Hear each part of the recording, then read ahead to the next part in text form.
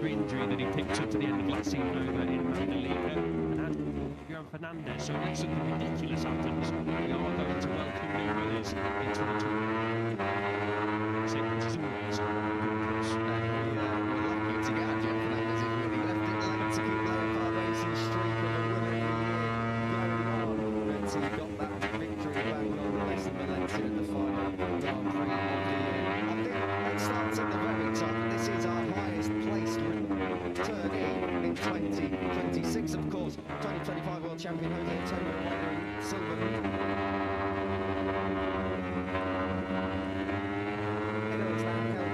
To move on to Moto2. Of course, we should have said by time as well, but they're more noticeable than the others. Max Felix is the highest placed return, as I was saying, number 20. Third overall after this performance. He took contributed to an age-limit restriction. Surely he's the favourite going into this season. I think I've or spoken to anyone who knows more than us as well. There's quite a few people who know more than us. Former riders, former world champions across classes. I would say Max Felix is the rider to beat. think speaking to everyone around the paddock, I think we can all agree that Perez, I think he would agree himself that he arrives into 2026 as the clear favourite. Now there's going to be competition, of course. Alvaro Carpi is probably the chief of those, sticking with Rebel KTMI, this is a teammate of the rider in Marseille Arena, his MotoGP World Champion, World Champion 51 this year. Perez just arrives in good form after last season, confidence in the moves as much as yesterday, a very intelligent character off the bike, and just knows that when he gets on that bike, the bicycle comes down, he's going to be the rider to beat. Of course, for first time racing in Thailand, as you mentioned, he missed the opening the 5 rounds last year, the first 2 because of the age limit. Obviously then went to Austin and then picked up a thumb injury in training, which when he landed in the sale, expected to ride, he got launched unfit, so had to travel back to Europe, get some surgery. That means he missed the Untitled Spanish Grand Prix. He missed the opening 4 Grand Prix, sorry, 4 of the opening 5, I'll get there eventually, in 2025. Still finishing P3, scored 51 points, depends what cost it is in 2021 on his way to the championship. A few years ago, it's 54 points in the next best rookie, which was Alvaro Carpi, of course, in P4. I do feel like the only way is up for Perez in his career. He's a special talent. He's got the Marcus brothers in his camp as well, giving him advice, which you can't ask for better advice than this moment in time. Perez absolutely comes into the season as the rider that if you go and end up beating Perez this year on the open points that they championship race, First lap time is just coming in. Eddie O'Shea is P1 at the moment. Go on, Eddie, do it for Britain. That's what you like to see. He's having a tiny second, regular time at third at the moment. This is of course all going to change. Just to give you some context though for what Max was able to achieve. What people say, well, there's more GPs now. Of course, he's got more points than Pedro Costa. That will be true in the case of Felix still missed 4. And I think besides 2 on the off rounds, Assen and Barcelona last year, he was in the top 10 for all of them. So very, very stuff indeed from the number 28, who, as you can see on your timer screen, has just got P1. At the moment, the number 22, the familiar number 22, Gabi Almanza, you'll see he's in the new colours for 2026 after World Bike Racing, off Honda machinery onto more competitive KTM machinery, but losing perhaps the sparkle of World Bike Racing in that title winning pedigree that they have. Quite a new home working with the Dynamo Gentile GP team. It's pretty much a transform, and it is exactly a straight one. We don't need the number 94, it's just ahead of Almanza in the early timing tower on the left-hand side of your screen. An exciting move for Almanza, obviously. Did all right last year in their direction, but it's just outside the top 10 in the early standings. Did get that podium, although he didn't cross the line. He played to get promoted to P3 after his teammate Fernandez got disqualified on one of the penalty post-race. And before we showed towards the end of last year, he told you he didn't feel like was career for Almanza. So a fresh team, a fresh bike, of course, as well. KTM, a different riding style compared to Honda, so we're going to get used to that. And he was the rider yesterday, and obviously you guys at home would have seen it as well. Automatic was absolutely right on for the season. He got some big men, obviously broken this year, not going to be in good condition. We will at some point, so it might come in handy. But Jerez for 2 days, that's the only real pre-season running time that these guys have got. Everyone mentioned yesterday, including the Moto2 as well. Pre-season was very, very short, and it feels like they're jumping into the deep end a little bit coming to Thailand. And maybe 2 illegal testing under their belts. And riders like Almanza who moved into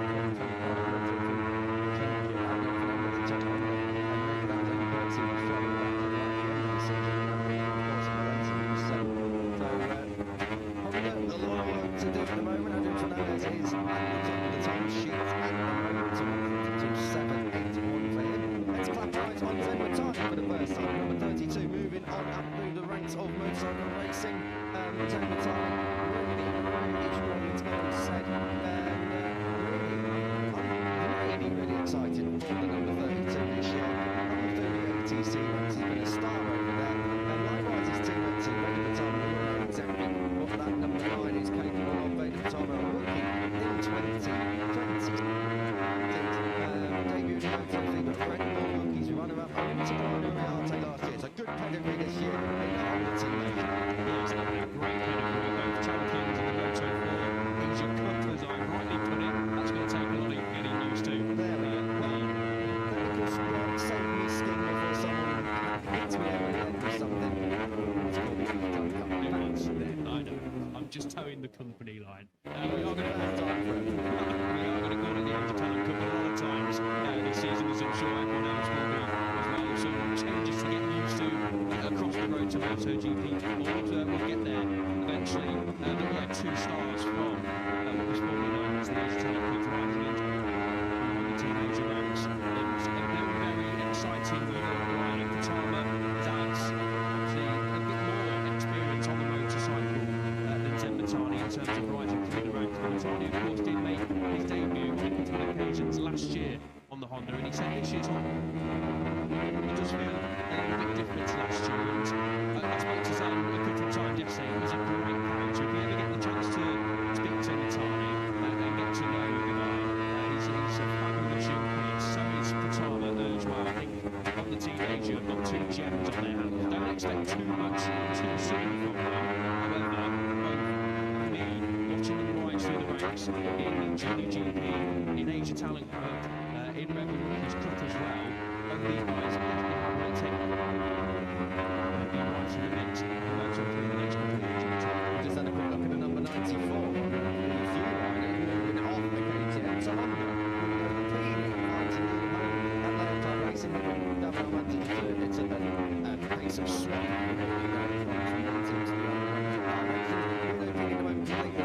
Making debut, of course, last year. Gets that all a little bit wrong at the final corner. Sneak through that inside. We're going to get a replay of that final corner now. Turn 12 is the last lunge, the last opportunity. Racing, Honda pairing, we defeated a 94, 31 for Adrian Fernandez. Got to say, a lot of smart money in the bank towards that number 94, at least in terms of each way betting. Crashed last year, I think it's going to be said. That's like a crash, I've got to say, as well. The rear end of his KTM last year. Honda losing a bit of a losing and power around the front corner. But as for being in podium, of course, only Mandalika. So we've got that monkey off the back, but we've got a bar and it's now to do it. Yeah, exactly that. I spoke to Neil Jackson yesterday on the grid photos live with the did and spoke about Pini, of course, and also Adrian Fernandez. Both of them are going to be wanting to start the season well and fight for the title. That's what Pini has been brought in for, to partner Fernandez to try and push Leopard on there to reach the heights of challenging for the Moto3 title and experience. They've been impressed by how well Pini has adapted to the Honda over pre-season, only 2 days of course, adapting to the surroundings on the number 94, but what eyes are going to be on Pini. As you say, it's a bit of an up and down season last year, finished P13, he's 23 points behind next best rookie in the championship, Valentin Pironi. 11 top 10s at podium, as you mentioned, Pico, 4 front rows as well. Just more on that and just a little bit more consistency into his game. He's going to be a really good runner this year. That's what Leopard wants to join Fernandez, who Leopard are expecting to be in the championship by the I think we can already say as well, talking about so we enjoyed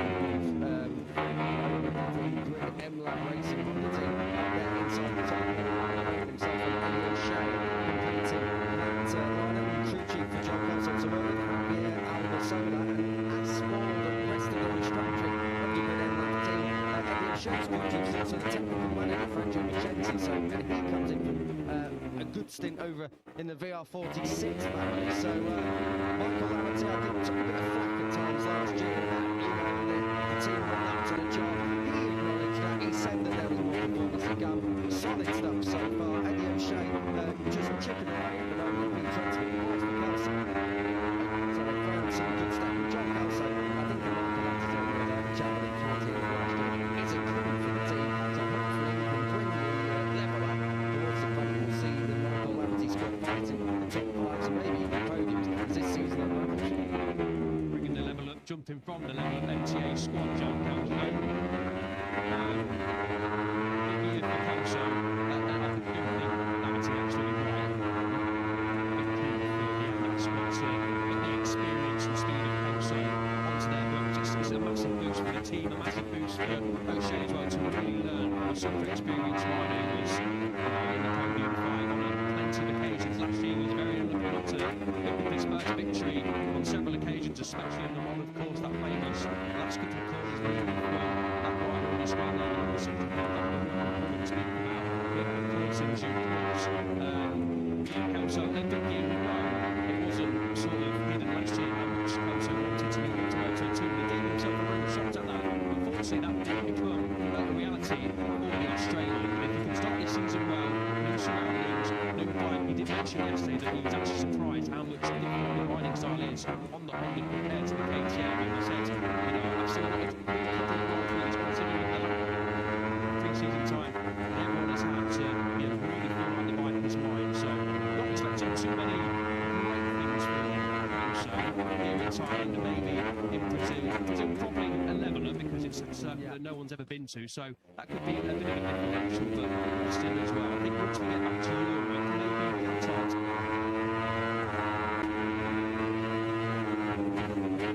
You can really see the true potential of Kelso on the in that team. I think all round it's looking a lot more promising for Kelso, O'Shea and the squad, which is great news. So the number 5 runner store for Hamilton just behind number 21 and Uche Mooney. Runner store for our condition to the line. Of course, that seat was originally meant to be going to Noah Depping after the Swiss rider's accident on the sighting lap of major MotoGP Grand Prix. Unfortunately, just couldn't really get together a package all this year. He's still recovering. I think he only needs to some kind of wrestling mobility. So, Noah Depping, if you are listening, of course, we wish you really well. See you back in the Grand Prix very, very soon. It's obviously looking good, and the job is going to Leo Ramastorff. Ramastorff, not saying the world of fire over in the Junior GP paddock. He had 45 starts there, didn't get the best finish on the P4, never had a front row. It was your 2022 IBM Super Sport 300 winner up as well. So, probably need to fight in the front, whether what he can do in the Grand Prix. Just had a look at the fans. Jack Miller was a little bit more subdued in the boxes when they getting ready for his MotoGP session coming up in 20 minutes time as we watch Max Keelis. But yes, just to talk about Leo Ramastorff, of course, got the teammate Kelso coming out. That's probably more exciting on that time. I'm really excited for the young Irishman's hopes this year. He's got a big track at Moto3 and Kelso Gorman's time. Yeah, very exciting to finally welcome Kelso Gorman to the Grand Prix stage of the full-time better. Of course, made 4 starts last year, 2 of those which were significantly exposed in the middle of the season. That was no meaning and let's get to the team. I spoke to him a couple of times last year. Gorman's attitude and dedication to the career and of course when he hopped onto the Untitled Chapter GP towards the end of the season, he did pick up 6. Best result over in Portimao, qualified 7th there as well. So the Irish motorsport fans for, of course, for the UK as well. It's great to have KCO going on for the next winner. Of course, on the grid outside, and he's another one of these rookies who not going to high pressure on the straight slope, but fully expecting and very excited to see what they can do because they're just making the numbers, these rookies. They are here to compete straight in and even in the top section do their pass. There's no short confidence either. Sixth and third just tipped behind Valentin Peroni with he led on under the pass back just behind the pair of them. It's going to be really interesting to see what this is.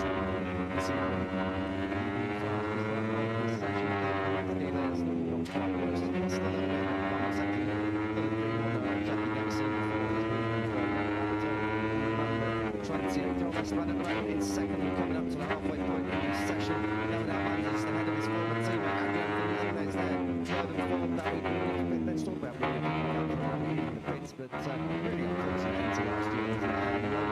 Right up there, looking back to our routine, of course, taking 3 minutes last year, if I'm not mistaken, that first one. Coming over an hour ago, there it was, Germany, and then he got the business done in Rizal of Motegi as well. So David Munoz really in final World Championship position, that really reflecting where he should have been. Still finished up in the top 5 though, the highest journey to the class. If anyone is really going to push Felix, it is going to be Carpe, but I just feel that there's probably a little bit more bite, maybe at times too much. That sort of injury at any time of the year, in your career that you're in, it's just a disaster. Who still had an outside hope of, well, challenging for the title, but was definitely in the mix for finishing second, at least third overall. And seeing him yesterday and hearing things from the team, he's still struggling with that injury. It's only around about 4.5 months after the Indonesian Grand Prix when you've taken one back to two, your femur. That is a long time to recover. So, obviously, take his time a little bit. This is going to be more of a let yourself in to the opening Grand Prix, see what you can do and dig deep in qualifying over a lap or two, and then of course once it's race time, take some painkillers to help them out it's going to be good to see what Monaco's made of. We know we made it tough stuff, and now when it comes to Sunday, there's not too many more people who enjoy Sunday. Sometimes it's too much, let's say. We know for the ride here last year we came to Blade of Luke and left up to the next track down here at turn 3 and Planeta on the previous lap did give Woodruff a little nudge as well.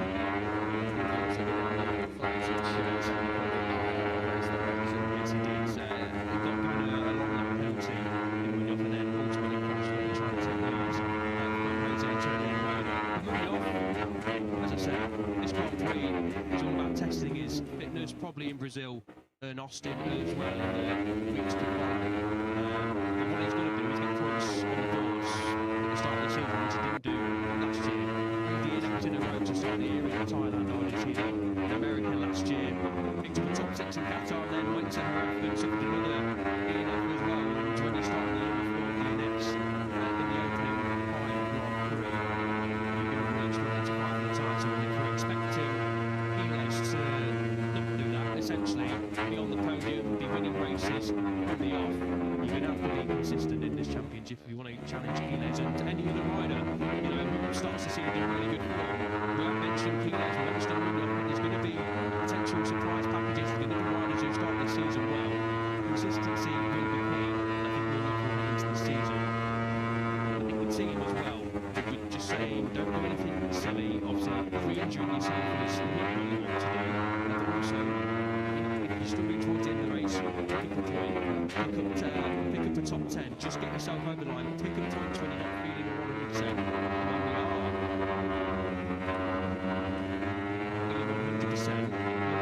Is now, last year, a 3-time race winner. He knows he can do it.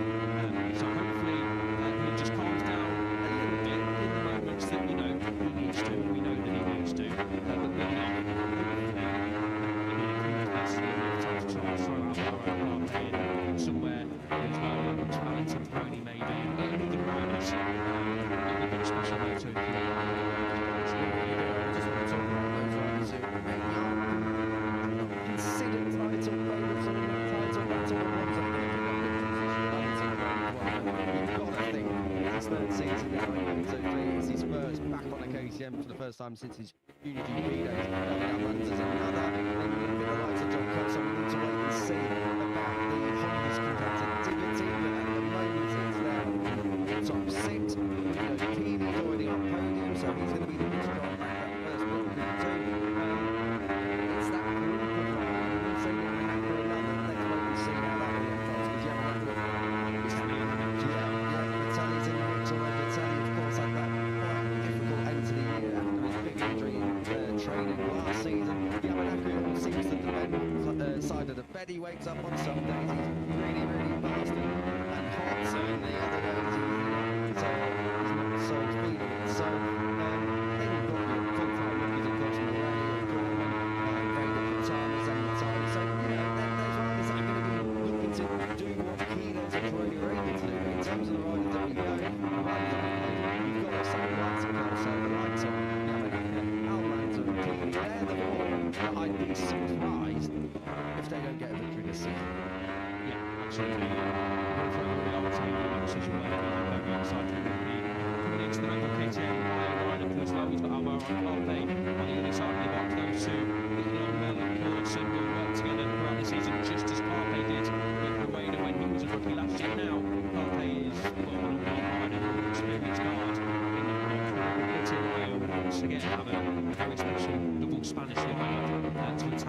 season with Carpenter has been right up there as well.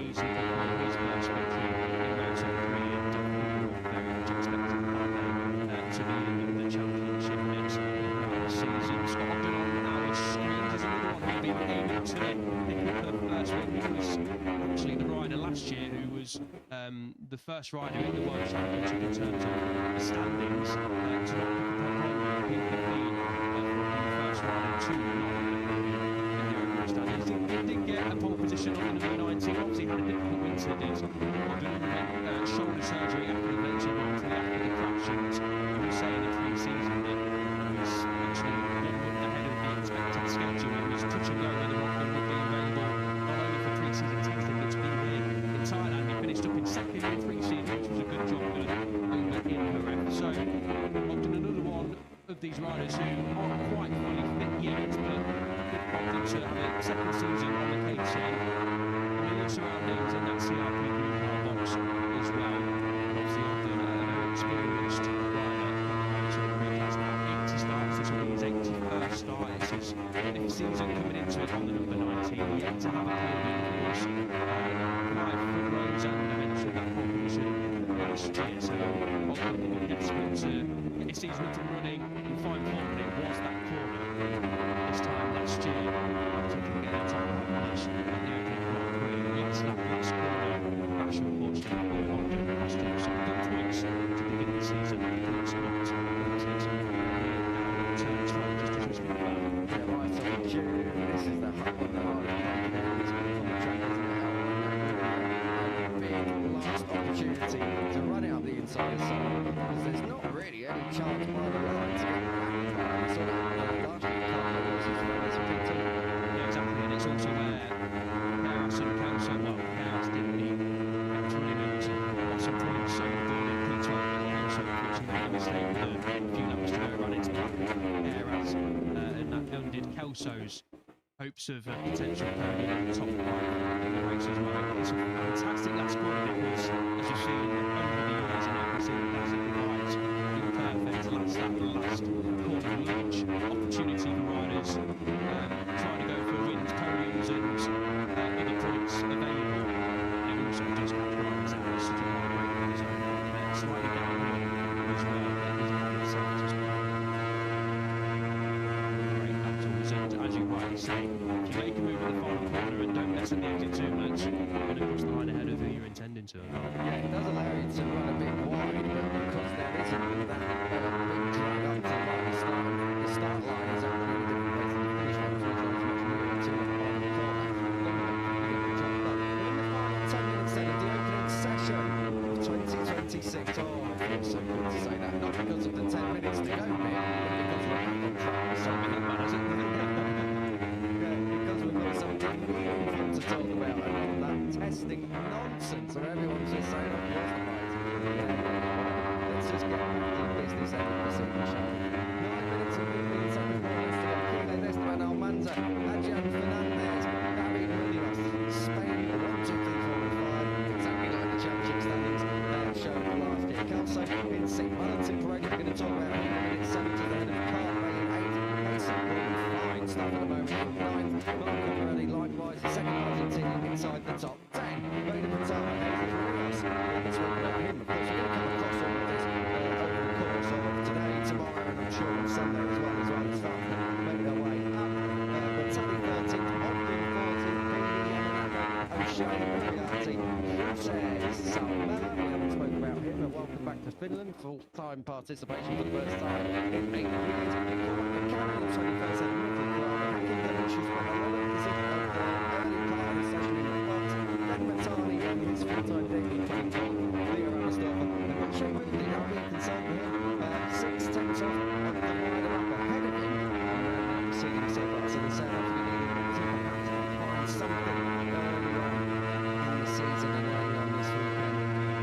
First of all, 26 here in the race. We're looking at Ryan Uriarte, but as your digit came across the screen and pointed to the 7th place rider, number 71, Valentin Pereira. What a season it was last year. Very unlucky not to take a picture. I think he didn't clear it against anyone else. He would have done so, but unfortunately he encountered Max Wheeler going to Hamilton Park. But only a rider we are absolutely expecting to make good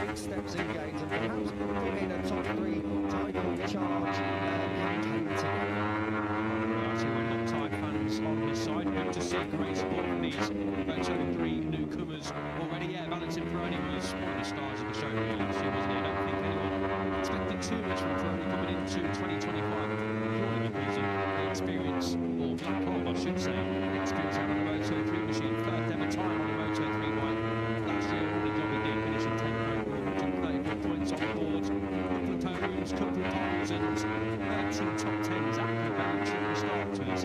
Yeah, I mentioned Munoz on 3 DNFs in a row, so many podiums. Getting that points on the board over in Qatar was absolutely massive. He didn't end the season as well as he would have wanted. That big crash over in Indonesia, which I think just slightly knocked his confidence in the Argentine. But not many people are sort of talking about Peroni in terms of the heights that we're expecting Keyless to reach, for example, in 2026. But I think last year was anything to go by. The number 73 in the Tech 3 box, surrounded by his usual people that have experienced what we used to winning races and picking up podiums. Really the black horse for this championship, and I'm really excited to see what the Argentine can do now that has that experience on Moto3 bike, of course on the tracks as well. Under his belt, really excited to see what Peroni can do.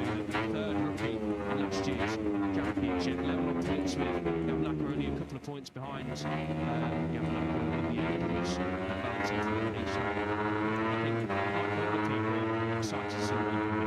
There's been a small change at the top. I think Fernandez has just gone to P1 from 2873 for the Spaniard, so he just looks off because at the moment he's just pulled out for his second run. Last year fell from 16th after he qualified 21st in the debut, so expect him to be much better than that. But that is just come in on the lower line. When the time around, that is a proper lap time for him. 854. We said that it's an exciting lineup on the teenager lap, and that proves why. Carpenter's just got people as well, so I think the last 6 or so minutes of this second, some wild laps being put in by a few people, some race sectors out there as well. So we're getting towards the business end of the session. Well, no, it's nothing. We're just continuing to show later on. It is crunch time, top 14 from practice. Yeah, so the top 14 was going straight into Q2 on Saturday afternoon. We're going to pick up Adrian Fernandez because he's on a very good lap as well. His former teammate David Almanza is on a decent one as well. Almanza's just a little bit through the second sector. Is he going to gain time? He is. He's actually faster than Fernandez, still that third split. Second split, sorry, third split. Fernandez should put a 10th and a half and a little bit more up on Carpenter's time. Plenty of red sectors, as you can see on the left-hand side of your tower. Some time attached running towards the end of FP1, which we were expecting. This is the first time really in competition mode for these guys since Valencia last year, and of course they're up for it, they're ready for it. Adrian Fernandez then to the line, does go top, a 10th and a half quicker with Carpenter, but Honda on top for now. Yes, don't forget on the last time, Valencia was on the one, so he's led by Valencia, Fernandez and David Almanza doing the business there. Right on cue, David Almanza slithers into turn 12, he's on course to go top as well at the moment. Not bad, but a real day at the office on board. KTM Junior goes second, losing the inside of time in the second half of this lap here at Brugge. He's got Brady Pitama, I think, just behind him, so that's quite a good reference for Pitama to latch on to, but it's Fernandez and Almanza exactly as we were saying there. That's how the last qualifying Alvaro Palme very quickly Pitama people less than I'm looking at Keeney up there in 8th place, Guy Picasso and Tim Peroni, so talking about all of that, Honda's in first, third, fourth, 8th and 9th, so 5 and 5 as they go into the top 10 at the moment. It seems like the next start with they're playing quite happy. Yeah, very early days, of course, as well. Somebody Jack yesterday also mentioned that I think when you asked what the Honda package was like this year, they made any changes in the late on the bombs anyway, which you know is the factory on the team, let's say, although not official, but that's pretty much what they are. They're the reference team of Honda. And he said 99% of the bike is exactly the same. Of course, they're going to make some setup changes in electronics and different parts, but the package is ultimately pretty much the same. But it's not doing any harming as well. Time for Fernandez is going to go quicker. He'll need to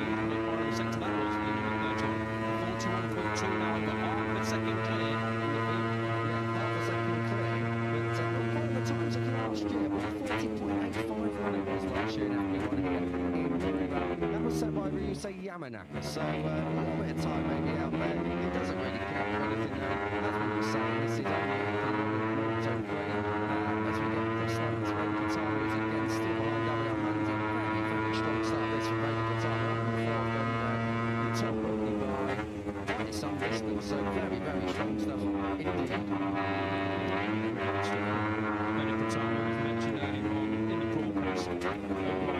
This year, and that is absolutely for sure. It might be a rookie, not a lot of ridden in Moto3 before Boyes Patama was into the ranks with plenty of eyes on him. Of course, Indonesia absolutely love their motorcycle racing, and they've got a new style in terms of Grand Prix on their books. All of those guys, as we know from commentating on the championship, Major Talent, of course, he has plenty of eyes and plenty of support.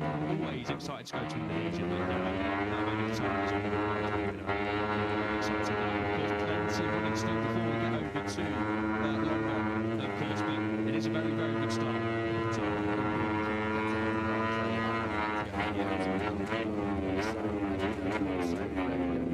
Is on the pace, it's got to be said. Of course, there's Indonesian representation in Moto2 as well, but was the single passing off John Kelso, moves him up into P2, so 1 and 2. He's going to cross the line, lost another time throughout the majority of that lap, but he stays in the place, and too concerned by that. I'd say it's the first time he's actually seen this program circuit, so he's still working out more. He's obviously down a lot of those in comparison to last year. We are coming towards the end of this session, 30 seconds or so remaining as we pick up pace here. Gorman just over here at turn 5.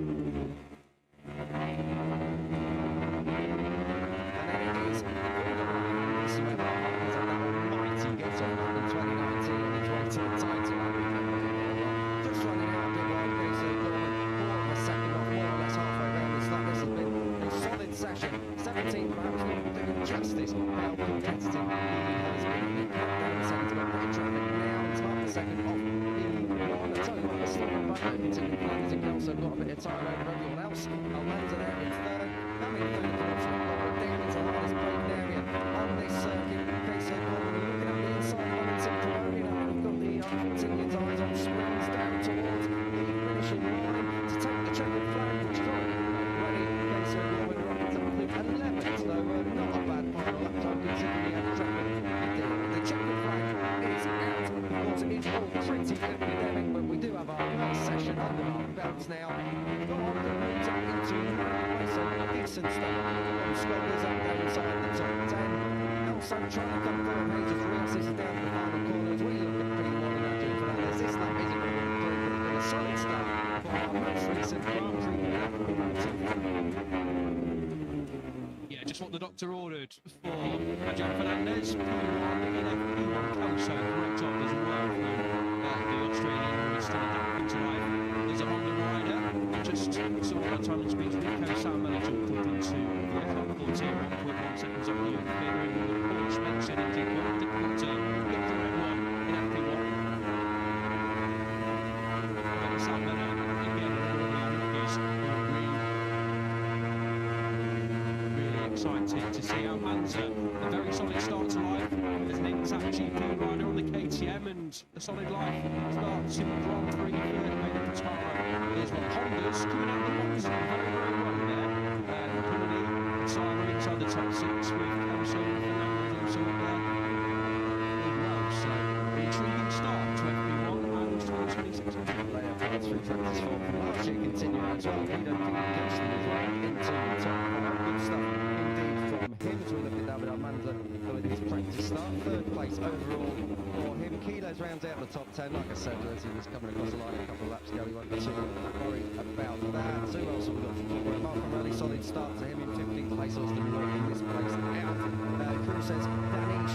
Good to think Danish improving towards the end. That was 17th for him. He spent a lot of the first half of the session in the box with Salmon. Probably a big takeaway there, but the biggest one, Vader Patama, 6th place. What a way to announce yourself in Moto3. Absolutely, of course, has experience on this circuit from Moto4 Legion days, but not on one of these bikes. So, yeah, a lot of points-injecting starts for plenty of these riders. Kelso will be one of them, of course, Fernandez top of the pile, but I think to get yourself in the third session up inside the top six amongst names and ahead of names such as David Munoz, Piles, and the likes, Patama, top job done, and I can just about hear the Indonesian fans from here as well. We're not too far away, of course, from Indonesia here in Thailand. But the opening honours of 2026 go to Adrian Fernandez, our latest winner. Just what he would have wanted heading into the winter, obviously full of confidence, and then, as he and Leopard will want, the ground running at the opening Grand Prix. He's kind of in a bit of no man's land, because we don't really talk about him as a title contender, but he's already got that victory back, hasn't he? So Adrian Fernandez really just looking to build on consistency. It took him a long time to get there, but he did get that win right at the end of the season. Your final free practice one results from the first session of the year are banked, and it is Fernandez, then Kelso, a Honda 1-2, Almanza at his new home and intact in third, Carpe, Pini, Patama, Esteban, Munoz, Ogden and Keeles completing your top 10. Solid starts for full-time rookies Patama, O'Brien, Salmella up there in 14th, Morelli, Danish as well there in 17th. Leo Ramastorfer, also a rookie, rounds out your order.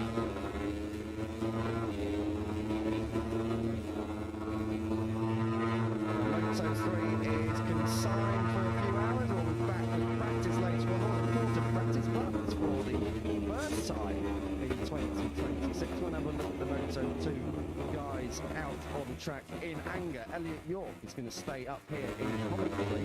I'm giving the home. Your Sullivan is moving in. Adrian Fernandez leads the first Moto session of the year. He will take honours in Moto2. Enjoy.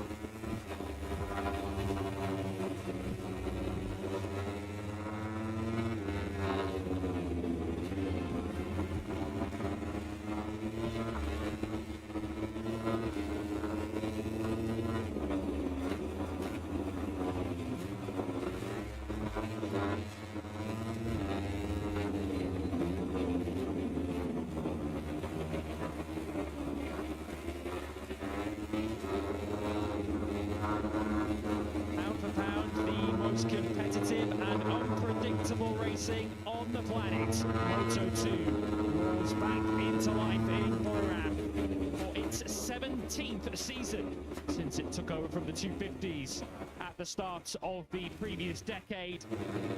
And of all of the championships we've seen, arguably the last two have been the best two. Last season we saw a record 11 different winners in the Moto2 class, and very nearly matched the record 19 podium finishes we had in 2024, ultimately last year falling one short.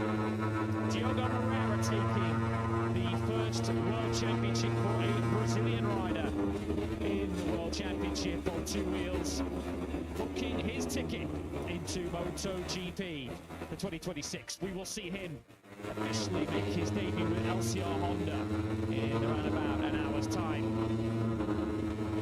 What he leaves behind is another fiercely competitive and exciting Moto2 class to try and succeed him as champion in 2026. Last stop on the road to MotoGP. An opportunity does knock for several Moto2 hopefuls this year.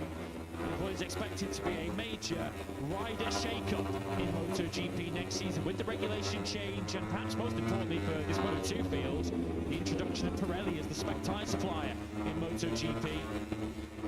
Pirelli, of course, already providing the rubber in Moto2. Next season could be the best season in quite some time for a Moto2 rookie to make the ascent into MotoGP. Who will be? Who secures that opportunity? 22 rounds ahead of us to crown a champion.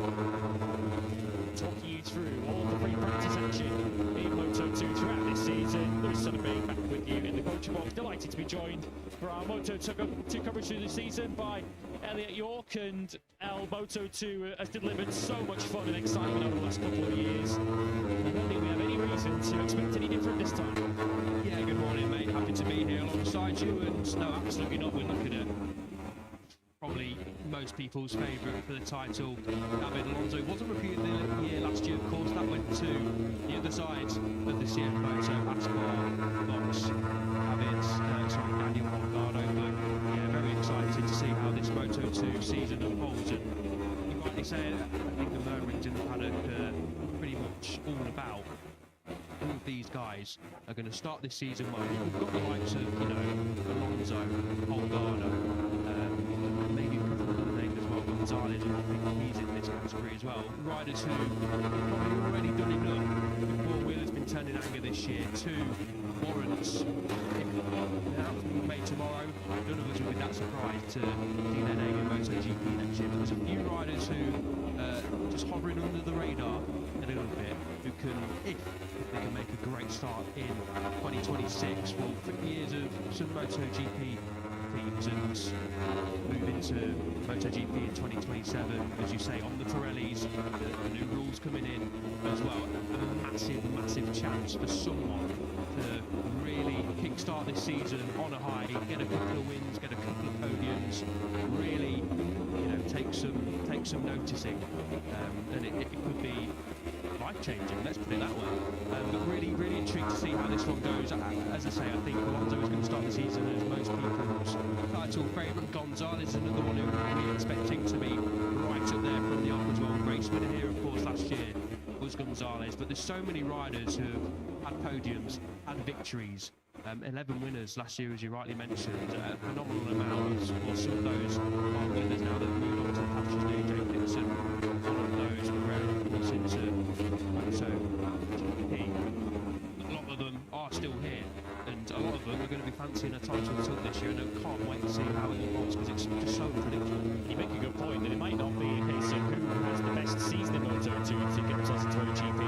I mean, who starts the season best, because we believe, to all intents and purposes, even if they've not been announced yet, that most, if not all, of the factory seats in MotoGP for next season are either secured or on the verge of being secured. So it will be a case of MotoGP teams waiting until the summer break to potentially pluck a rookie from Moto2. They might well do that 4 or 5 races or less into the season. There's a rider who once upon a time was on the doorstep of MotoGP. Didn't quite work out for Joe Roberts.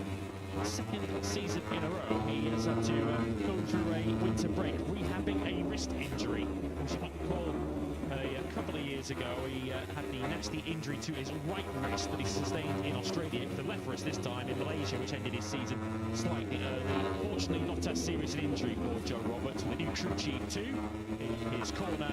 Roberts looking to once again fly the flag, the stars and stripes in 2026. Yeah, absolutely. Spoke to Roberts yesterday before the annual photo opportunity.